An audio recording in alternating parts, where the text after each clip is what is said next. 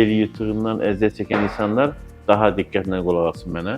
Belində yırtıq olan insanların əsas şikayətləri, doktor həm belimdə ağrı var və ayağıma doğru vurur. Bəziləri deyər ki, doktor baldır əzələsinə qədər də davam edir, uyuşma budun arxası ilə, yan tərəfi ilə. Bəziləri deyər ki, doktor dabanıma, ayağımın altına gedir. Bəziləri deyər xəstələr ki, barmağıma qədər yayılır. Şikayətlərin olması bir tərəfə, MTD-də də əgər biz bunu təsdiqini tapa biliriksə, mütləq şəkildə artıq bundan şübhələnib onu müalicə etməmiz lazımdır. Bugünkü qardaşımız da sol tərəfli L4-L5 fəqər arasında olan böyük bir yırtıq, hansı ki foraminal yırtıqdır. Sol ayağına gedən düz topuğa qədər gedən ağrılardan əziyyət çəkir. Biz nə etdik?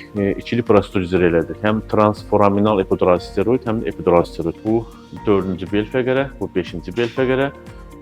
Bu bizim giriş nöqtəmiz. Buradan iğnəni yönləndiririk onurğaya doğru. Rengin altında görə etdiyimiz üçün ciddi bir təhlükəmiz yoxdur. Onurğadan sinir gəlir, bu şəkildə 4-5 aralığından çıxır və ayağa doğru gedir. Dərman maddəsi sinirdə olan həm ağrını, həm ödemi, iltihabı aradan qaldırma məqsəd daşıyır.